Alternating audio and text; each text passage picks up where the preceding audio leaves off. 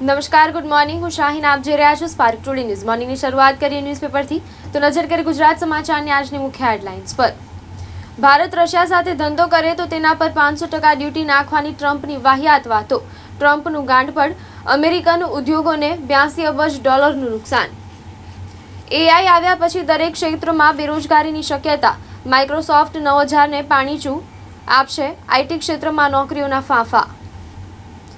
અત્યાર સુધી દોઢું ભાડું વસૂલી શકાતું હતું. ઓલા, ઉબર, રેપિડોને પીક અવર્સમાં બેઝ ફેરના બમણા ભાડા વસૂલવા છૂટ. શાંઘાઈથી ટોક્યો જતા બોઈંગ વિમાન સાથે અકસ્માત થતા રહી ગયો. જાપાન એરલાઇન્સનું વિમાન 10 જ મિનિટમાં 26,000 ફૂટ નીચે આવી ગયું. ગળા ફાંસો ખાઈ આપઘાતના 3 બનાવ. આજવા રોડ પર મિત્રને વિડીયો કોલ કરી યુવાનનો ફાંસો ખાઈ આપઘાત. દાહોદ જિલ્લામાં બહુચર્ચિત 71 કરોડના મનરેગા કૌભાંડમાં ગાંધીનગરની ટીમો દ્વારા તપાસ. સરકારના વિકાસલક્ષી કામોની કોસ્ટ રાતોરાત વધતા કોન્ટ્રાક્ટરો ચિંતામાં. ખાણ ખનીજની રોયલ્ટી 10% વધારો થતા કોન્ટ્રાક્ટરો કામ પૂરા નહીં કરે. હવે નજર કરીએ દિવ્યા ભાસ્કર ન્યૂઝપેપરની મુખ્ય હેડલાઇન્સ પર. માટી ઉપર ડામર પાથરીને બનાવી દીધો ₹2000 કરોડનો ગ્રીનફિલ્ડ એક્સપ્રેસવે. એપ્રિલથી ટોલ વસૂલવાનું પણ શરૂ. ભારતે ટ્રમ્પ ટેરિફ 10% કે તેથી ઓછો રાખવાનો આગ્રહ કર્યો. અનિલ અંબાણીની કંપની રિલાયન્સ કમ્યુનિકેશનની 31,580 કરોડ રૂપિયાની લોન એસબીઆઈએ ફ્રોડ જાહેર કરી. ઓપરેશન સિંદૂર દરમિયાન પ્રતિબંધ બાદ પાકિસ્તાની ચેનલ્સ અને હસ્તીઓના સોશિયલ મીડિયા હેન્ડલ ફરી એક્ટિવ. હવે ભારતીયોને ₹23.5 લાખ યુએઈના ગોલ્ડન વિઝા.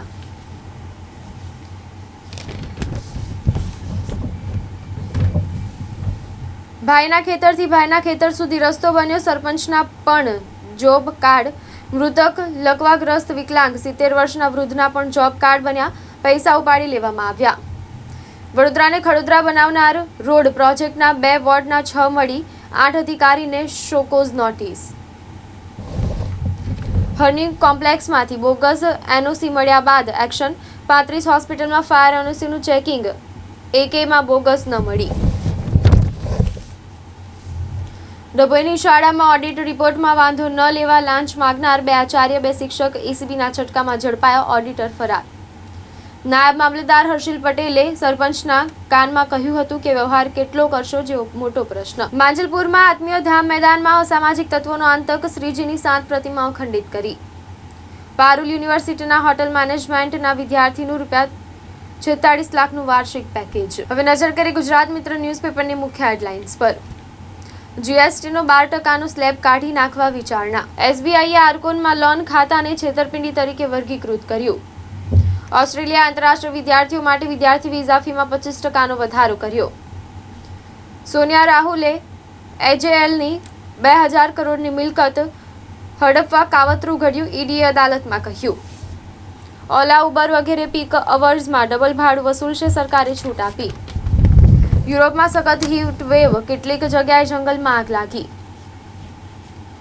ઈરાન પર બોમ્બમારો કરવા ગયેલું અમેરિકન B-2 બોમ્બર ક્યાં ગયું જેવો મોટો પ્રશ્ન.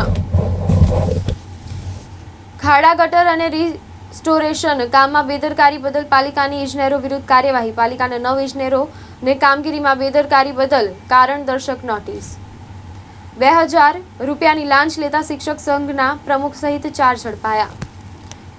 મહાલક્ષ્મી કોમ્પ્લેક્સની મેમાં અરજી રદ થઈ. જૂનમાં બોગસ ફાયર એનઓસી મળી.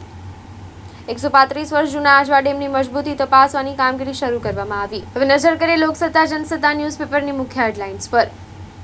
જીએસટીના અમલના 8 વર્ષ બાદ સરકારનો વધુ એક મહત્વનો નિર્ણય લેવાની તૈયારી. જુલાઈ મહિનામાં જીએસટી કાઉન્સિલની બેઠક મળશે. જીએસટીમાંથી 12%નો સ્લેબ દૂર કરવા વિચારણા. વડાપ્રધાનના dream project Ahmedabad Mumbai bullet train પ્રોજેક્ટમાં મહત્વની જાહેરાત. બુલેટ ટ્રેન દિલ્હી રાજસ્થાન સુધી લંબાવાશે. રશિયા સાથે વેપાર કરતા દેશો પર 500% ટેરિફ લાદવા ટ્રમ્પની નવા બિલને લીલી ઝંડી. ક્વાડના વિદેશ મંત્રીઓએ પહેલગામ હુમલાની નિંદા કરી. નવી motor vehicle aggregator guidelines. Peak અવર્સમાં હવે બમણું ભાડું આપવું પડશે. સરકારે કેબ કંપનીઓને છૂટ આપી. કરજણ હાઈવે પરથી ₹25 લાખનો વિદેશી દારૂ પકડાયો. જરોદ પાસે દારૂના કટિંગ સમયે જ પોલીસે ત્રાટકી ₹42 લાખનો દારૂ ઝડપાયો. વડોદરા શહેરમાં નબળા વિપક્ષ વચ્ચે ભાજપના નેતાઓની વિરોધમાં ભર ચોમાસે મેયરના વિસ્તારમાં પાણીના કકડાટની આડમાં મેયર વિરુદ્ધ મંડાયેલા મોરચા પાછળ ભાજપના જ કોર્પોરેટરનો દોરી સંચાર જેવો મોટો પ્રશ્ન. ગોત્રીમાં આર્કિટેક્ટે કમ્પ્લીશન સર્ટિફિકેટ ન આપવા અરજી કરી છતાં અપાયું. હવે નજર કરીએ સંદેશ ન્યૂઝપેપરની મુખ્ય હેડલાઇન્સ પર. ઓલિમ્પિક્સ 2036 ભારતે અમદાવાદને હોસ્ટ સિટી તરીકે નોમિનેટ કર્યું. બાબા બર્ફાનીની અમરનાથ યાત્રાનો આજથી પ્રારંભ. સોનિયા રાહુલે જ 2000 કરોડની સંપત્તિ પચાવી પાડવાનું કાવતરું ઘડેલું.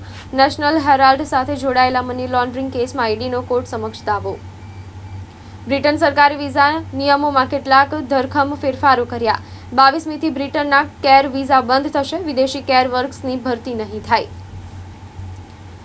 ઇન્કમ ટેક્સમાં છૂટ બાદ હવે વધુ એક મોટી રાહત મળી શકે. અનેક જીવન જરૂરી ચીજ વસ્તુઓ પરનો જીએસટી ઘટાડવા મોદી સરકારની તૈયારી. હવે જાપાનના બોઈંગ વિમાનમાંથી ખામી. બોઈંગ અચાનક જ 10,500 ફૂટ નીચે આવ્યું. મુસાફરો વિલ લખવા લાગ્યા. જુલાઈ માસથી જ નવી વ્યવસ્થાનો અમલ શરૂ. રેરામાં તારીખ પે તારીખનો ઘટનાક્રમ નિવારવા હવેથી સચિવ કેસ પેપરો ચકાસશે. જિલ્લા પંચાયતને ₹3.24 કરોડના ફંડની ફાળવણી. વડોદરા જિલ્લામાં CSR હેઠળ 7 આંગણવાડી બની બીજી 47 બનશે. દીપડાને ઝડપી પાડવા માટે વન વિભાગે 2 પાંજરા મૂક્યા. રાયકામાં રોડ પર જ મંગળવારે રાત્રે દીપડાએ ગાયનું મારણ કર્યું હતું. હવે નજર કરી ગુજરાતની અસ્મિતા ન્યૂઝપેપરની મુખ્ય હેડલાઇન્સ પર.